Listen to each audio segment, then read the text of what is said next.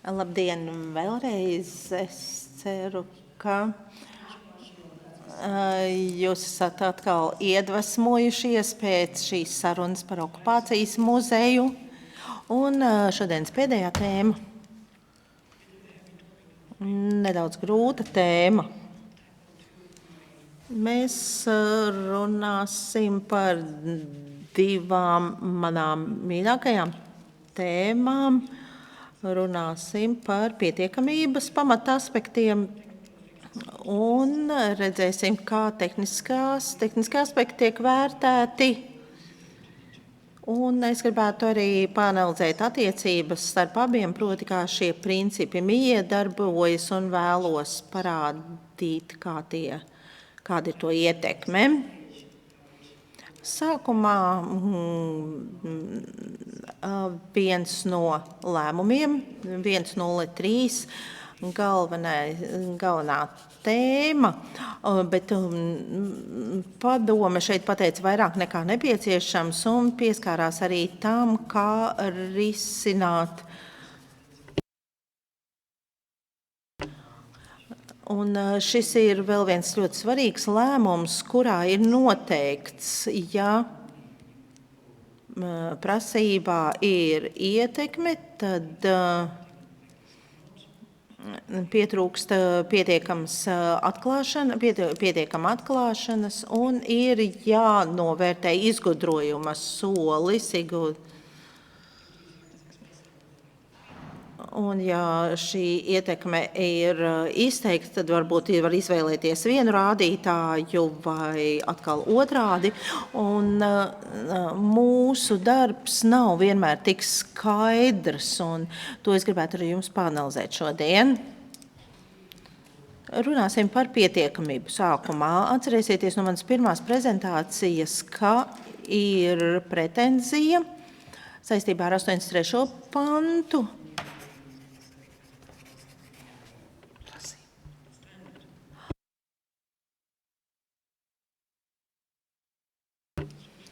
Tātad prasības uzbūve un abi principi.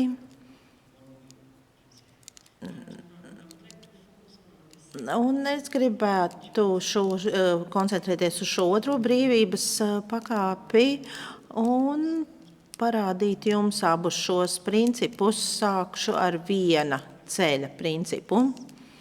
Kā teicu iepriekš, tad šis viena ceļa princips pasaka, ka ir pietiekami, ja patencā vai aprakstā ir atklāta viens darbojošs iemiesojums.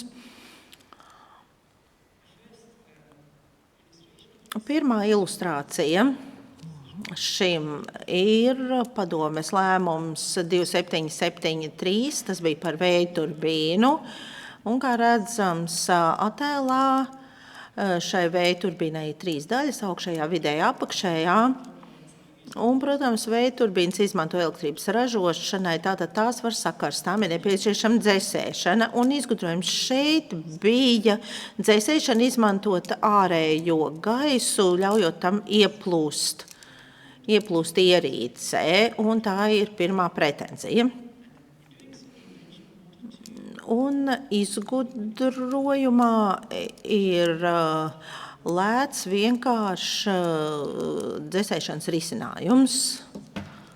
Vēja turbīnas izvieto atkrastē, kad tas ir iespējams.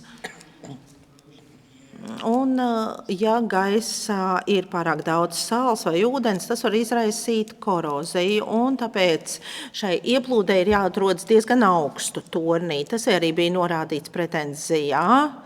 Aprakstošajā daļā bija norādīts, ka ieplūdei ir jāatrodas torņa augšējā daļā. Un tur rodas problēma, kur tas ir. Protams, attēlā to ir viegli redzēt, bet realitātē tas var būt daudz sarežģītāk. Paskatīsimies, kādi bija pušu argumenti par atklāšanas pietiekamību.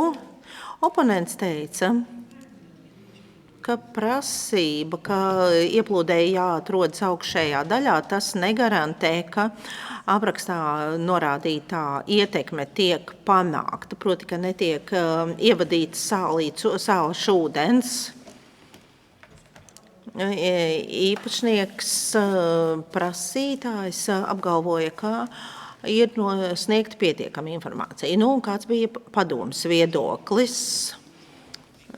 Pirmkārt, par pretenzijas uzbūves struktūru. Un padomes viedoklis bija, ka prasmīgs persona varētu interpretēt tehniski saprātīgā veidā, un šis cilvēks zinātu, ko nozīmē torņa augšējā daļa. Un tad otrā pakāpe. Un šeit padome uzsvēra būtisku atšķirību starp ķīmijas lietām un mehāniskām lietām. Ķīmiskās lietās ir plašāks šis tvērums, visa tvēruma pieeja. Un tā kā šī bija mehānikas padome, tad viņi apgalvoja, ka mehānikā šīs pretenzijas ir daudz schematiskākas jau pēc rakstura, un arī interpretācijas iespējas ir plašākas. Padome šeit uzsvēra, ka prasmīga cilvēka perspektīvu būtiskais elements šeit būtu saprast, vai prasmīgs cilvēks varētu saprast izgudrojumu ideju, un līdz ar to var arī spriest, kur izgudrojumi strādās, kuri nestrādās. Un šī padome secināja, ka pamatojoties uz informācijas atklāšanu, prasmīgs cilvēks zinātu, kur jābūt šai ieplūdei, lai dzēsēšana strādātu, neizraisot korozijas risku. Tas nozīmē, ka prasmīgs cilvēks, pamatojoties uz savām zināšanām, var secināt, kas darbosies, kas nedarbosies, un līdz ar to padomes slēdziens bija, ka ir pietiekama informācijas atklāšana. Otra lieta atkal no mehānikas jomas, un tas ir par zemūdens caurules ieguldīšanu. Un ir kuģis, kas peld pa ūdeni, un šī zilā caurule, šīs cauruļvads ir līdzīgs velosipēda riepai, un šeit ir divi scenāriji, proti ir divi slāņi, iekšējais un ārējais, un šo iekšējo slāni sauc par oderi. Šo cauruļvadu ievieto no kuģa, iztaisno un nogulda jūrā. Problēma ir tāda, ka šis tīšanas process rada spriedzi, liekšanas spriedzi cauruļvadā, un tas ietekmē oderi un liek šai oderei saburzīties. Un patentu pretenzijas iesniedzējs šeit stāstīja par to, ka šeit nedrīkst pārsniegt noteiktu augstumu. Tātad ir jāierobežo oderes biezums, lai tas tomēr vēl būtu noderīgs praksē. Šeit viņam bija formula, lai aprēķinātu minimālo oderes biezumu, bet šeit bija dīvains parametrs radiālā ievietošanas sprauga. Tad bija jautājumi par to, vai iekšējo ārējo diametru izmantot iekšējās ārējā cauruļvada diametru, un bija divas iespējamās interpretācijas, kuras procesā tika izskatītas. Pirmajā interpretācijā tika aplūkot diametru atšķirības starp iekšējo ārējo cauruļvadu, otrajā scenārijā tika aplūkots rādījus. Un šo izmantoja arī oponents, apgalvojot, ka tā kā pastāv vismaz divi scenāriji, kā aprēķināt šo radiālo ievietošanas spraugu, Tas nozīmē, ka tiek izmantots neskaidrs parametrs un nebūs iespējams panākt tehnisko ietekmi, un prasmīgam cilvēkam neizdosies izmantot šo izgudrojumu. Kāds bija padomes viedoklis? Pirmkārt, tika atzīts, ka šī nav pretenzija, tāpēc tehniskā ietekme netiek pieprasīta. Padomes viedoklis padomē koncentrējās, vai var veikt nepieciešamos soļus, neskatoties uz neskaidrību attiecībā uz šo parametru. Un nestrādājošu iemiesojumu pastāvēšana nevar pamatot pietiekamības trūkumu. Tātad nebija viennozīmīgi neiespējami izpildīt īstenot šo izgudrojumu. Un, neskatoties to, ka bija divas interpretācijas, divi scenāriji, izdevās aprēķināt minimālo biezumu, izmantojot abus scenārijus. Tas nozīmē, ka šis izgudrojums strādātu saskaņā ar abiem scenārijiem, un līdz ar to padomes secinājums bija, ka atklāšana bija pietiekamā līmenī. Mehānikas padomes pieeja atšķirās no ķīmijas padomes pieejas. Viņi norādīja, ka tikai viena veida pasniegšana var būt pietiekama, lai izpildītu 83. panta prasības. Liels uzsvars tika likts uz prasmīgas personas ietekmi, un ka prasmīgai personai no šī patenta, no šīs būtu jāvar saprast, kas darbosies, kas nedarbosies. Šis ir piemērs, kā tiek risināts pietiekamības jautājums mehānikas jomās. Tagad nedaudz par ekonomisko pusi, par otru principu. Arī šeit man ir divi piemēri. Pirmā lieta par elektrību, vēlmētava, kas ražo dažādus metāla izstrādājumus, un patents, un šī ir viena no manām lietām, ar šo patentu bija paredzēts automātiski kontrolēt dažādus šīs vēlmētavas parametrus. Šeit bija nepieciešams prasmīgs darbinieks, kas konstatētu kļūdu, un tad programma jau piedāvātu risinājumu un ļautu ietaupīt enerģiju. Ir svarīgi atzīmēt, ka pretenzijā, kā tā ir aprakstīts šeit, tā aptver kļūmju noteikšanu, automātiski noteikšana pret cilvēka veiktu noteikšanu. Un tās var būt kļūmes, kas notikušas iepriekš, vai arī pilnīgi jaunas kļūmes, kas var būt saistīts ar kādiem jauniem iebūvētiem komponentiem. Aplūkosim, kā tas darbojās šajā lietā. Īpašnieks izvēlējās viena ceļa principu un secināja, ka izgudrojums ir pietiekami atklāts, bet padome nepiekrīta. Padome uzskata, ka viena ceļa atklāšana ir nepieciešama, bet nevienmēr ir pietiekama, lai izpildītu 83. panta prasības. Padome arī uzsvēra, ka viens ceļam ir jāietver visas tehniski iespējamās pretenzijas interpretācijas, un ja šīs interpretācijas ir vairākas, tad jābūt vairākiem ceļiem. Padome arī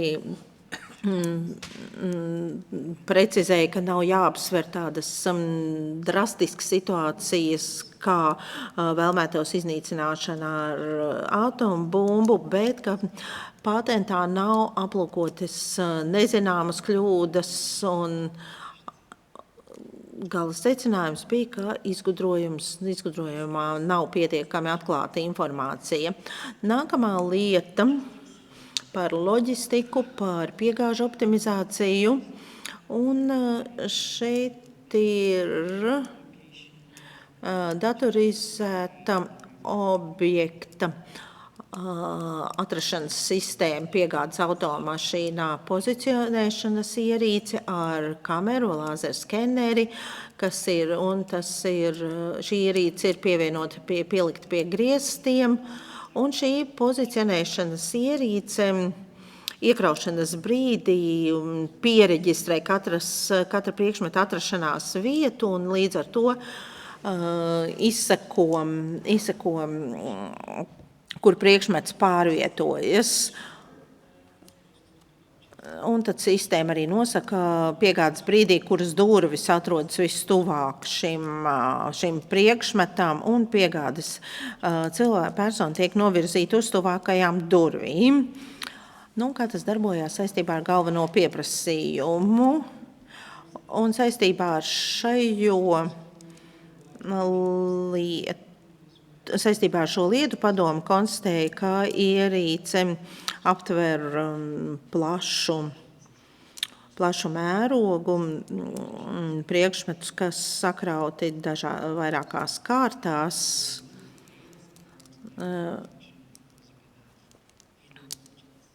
Un secinājums bija, ka nav pietiekami aprakstīts scenārijs, ja kaut kāda priekšmeta ir noslēpta, ja kaut kādas pakas ir apslēptas.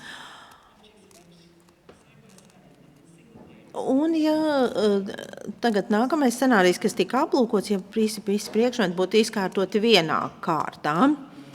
Tas bija padomē likās ļoti svarīgi.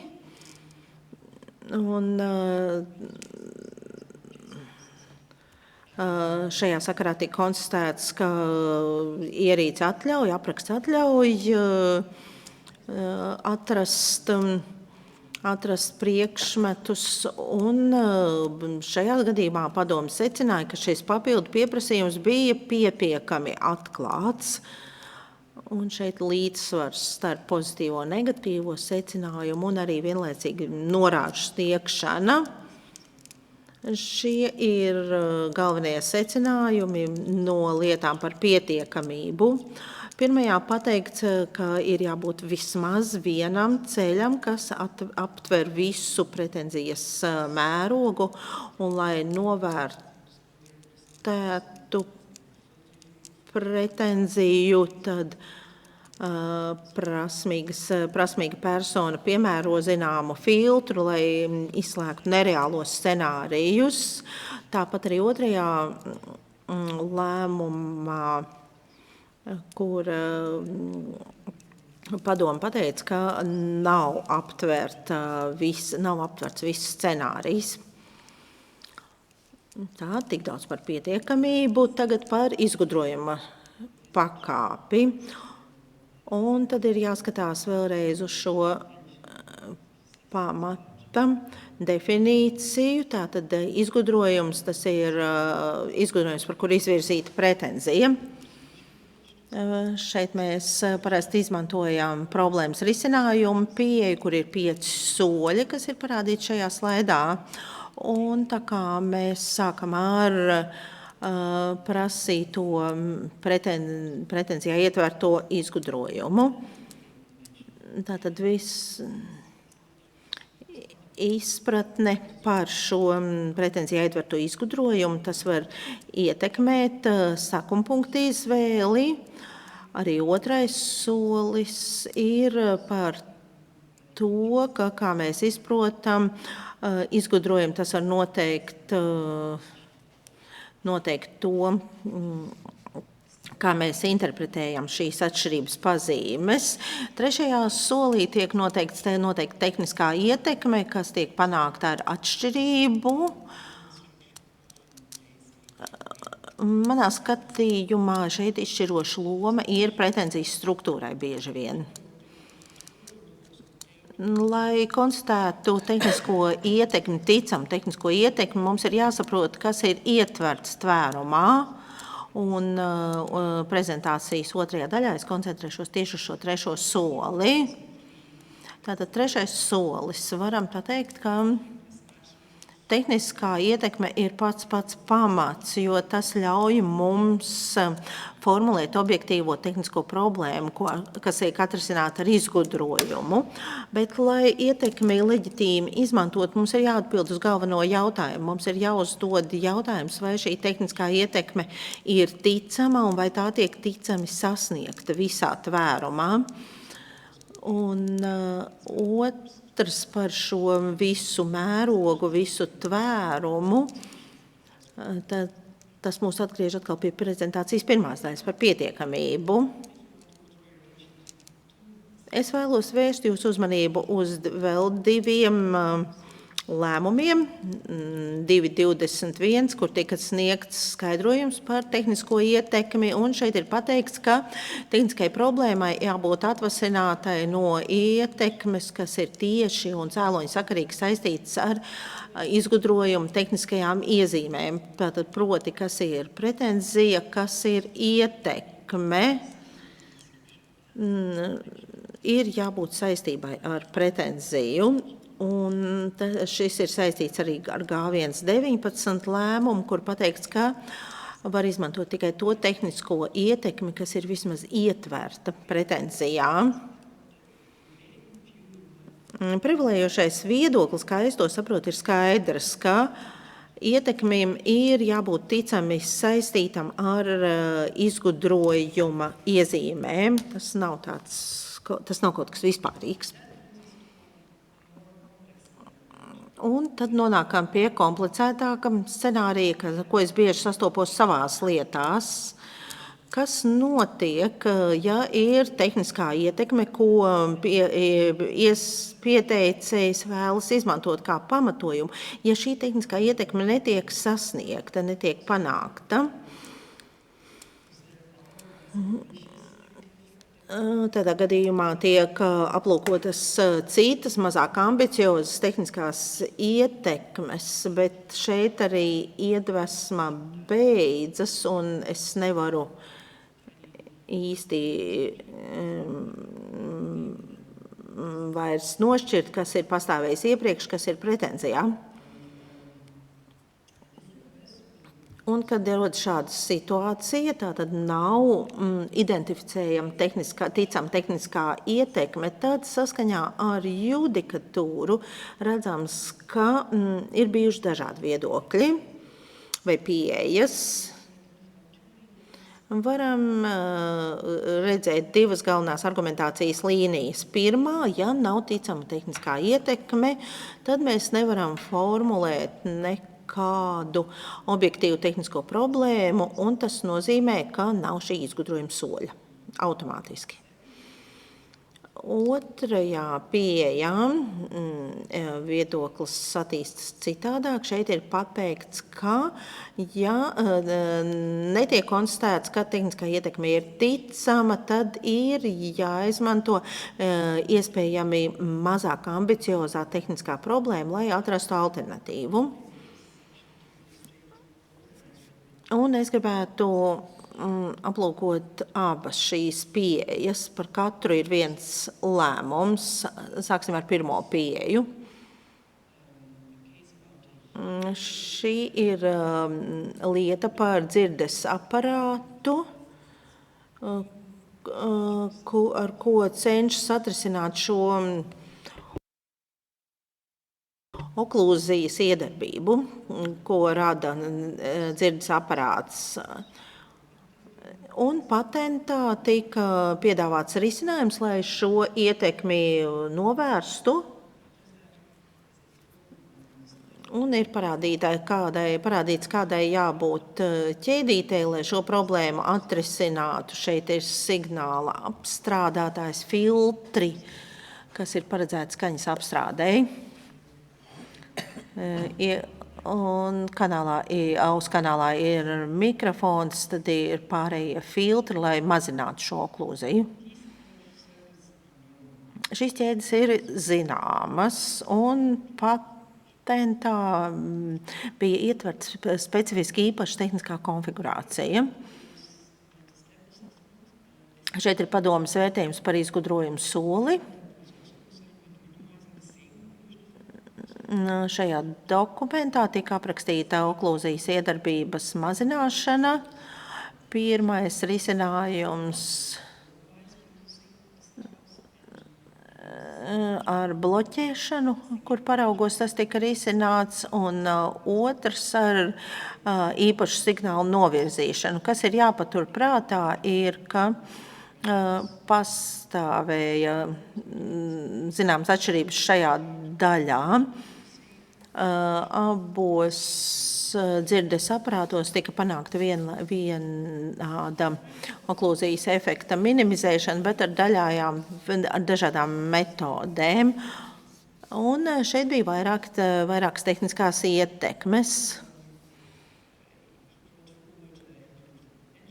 Tad uzlabot energoefektivitāti, stabilāka ķēde, vienkāršāka kontrola, uzlabot elastība. Bet padomi tas nepārliecināja. Padomi izanalizēja visas iedarbības un secināja, ka neviena no tām nevar saistīt ar to, kas ir norādīts pretenzijā. Un, ja nav šādas tehniskās ietekmes, tad patenta īpašnieks formulēja alternatīvu, bet arī ar to padomu nevarēja pārliecināt. Viņi norādīja, ka oklūzijas iedarbības mazināšana nāca no citām iezīmēm. Pretenzija tika mainīta, tika grozīta un inovatīvais solis tika izpildīts, bet nebija iespējams formulēt objektīvu tehnisko problēmu, un līdz ar to nebija šī izgudrojuma soļa. Un es domāju, ka šis ir skaidrs piemērs pirmajai pieejai judikatūrā. Un, kā te jau teicu, man ir arī otrs piemērs. Tas ir no ķīmijas, no pārtikas tehnoloģijas, proti par vegāni ciera analogu augu produkts, kas replicē tradicionālās siera kušanas īpašības un garšu, bet netiek izmantot nekādi dzīvnieku produkti. Šis vegāns siers ne tikai labi kūst, bet tam ir arī piemīt arī citas īpašības. Padomes sāka ar analīzi, izejot no vegānā smērējamās kausētās siera.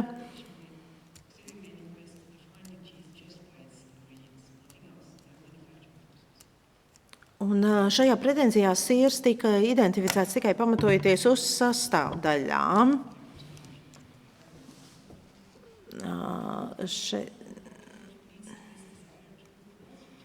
Un patenta īpašnieks piekrīta, ka tieši sastāvdaļas nosaka šīs īpašības.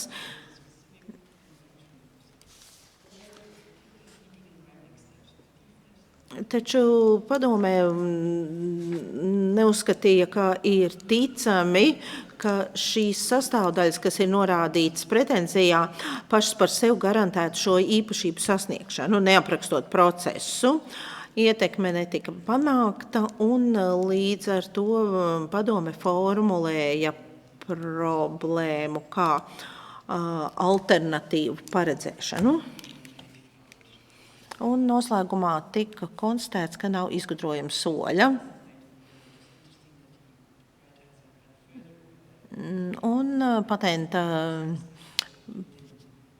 pieprasītājs iesniedz citu pieprasījumu, kur bija jau ražošanas soļi, un šeit padome varēja pārliecināties par izgudrojumu soļa esamību. Mēs koncentrējamies uz pretenzijā noteikto izgudrojumu. Tehniskajai iedarbībai ir jābūt ticamai un saistītai ar iezīmēm, un, ja nav ticams tehniskās iedarbības, tad nav izgudrojuma soļa. Un bieži vien nozīme ir problēmas formulējuma un alternatīvas atrašanai. Un tad nonākam šīs prezentācijas pēdējā daļā. Tiešām miedarbība starp pietiekamību un izgudrojumu soli. Un šis ir piemērs, ko izmantoju jau iepriekš pirmajā prezentācijā. Tas ir patents par dzirdes aparāta antenu. Un oponents pārsūdzēja šo lēmumu. Un kāpēc šī lieta ir tik svarīga? Kā īpašniekam argumentācija atspēlējās pret viņu pašu. Protams, runājot par dzirdes aparātiem, mēs vēlamies, lai tie būtu pēc iespējas mazāki, vēlamies arī uzlādējumu akumulātoru, un šeit tika izveidota antena, kas var gan uzlādēt bateriju, gan arī sazināties ar ārējo ierīci. Un risinājums pirmajā pretenzijā, tur bija īpaša antenas konstrukcija. Antenas elements bija konstrukcija ap bateriju, un šeit bija šeit bija trīs konkrēti elementi, 2 baterijas sānos un 3, kas gāja tiem pāri un darbojās kā serde antenai. Un pretenzijā tika noteikts, ka pirmie 2 elementi jau paši par sevi nodrošina nepieciešamo. Runājot par izgudrojuma soli, šo uzskatīja par labu sākumu punktu, bet netika atklāta šo 3 daļu konstrukcija. Un, lai nonāktu pie šādas konstrukcija, tad prasmīga persona varētu nonākt pie šāda risinājuma. Bet atbildot, lai aizsargātu izgudrojuma soli, īpašnieks apgalvoja, ka šie soļi nav tik acīm redzami, ka tur ir tehniskās grūtības. Un īpašnieks secinājuma, ka šajā metodē bija izgudrojums solis, un šeit viņa stratēģija atspēlējās pret viņu pašu, jo padome konstatēja, ka īpašnieka argumenti par tehniskajiem sarežģījumiem atklāja problēmas, un ka nebija paskaidrots, kā problēma saistībā ar izgudrojuma soli atrisināt, nebija paskaidrojuma, kā šo izgatavot, un šis pats jautājums jau iepriekš tika apskatīts. Īpašnieks bija iesniedzis datu lapu ar detalizētu informāciju, un šī informācija bija no ārējām informācijas sniedzēja iegūta.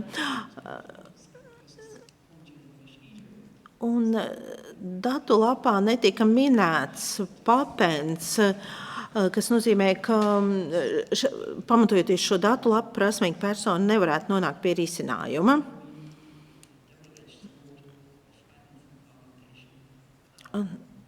Un šis ir tas, kas ir jāņem vērā patenta argumentācijā. Protams, ir labi, ja kāds vēlas aizstāvēt savu patenta pretenziju un stāsta, cik daudz šķēršļi ir pārvarēti, bet ir jāvar arī pamatot šo visu.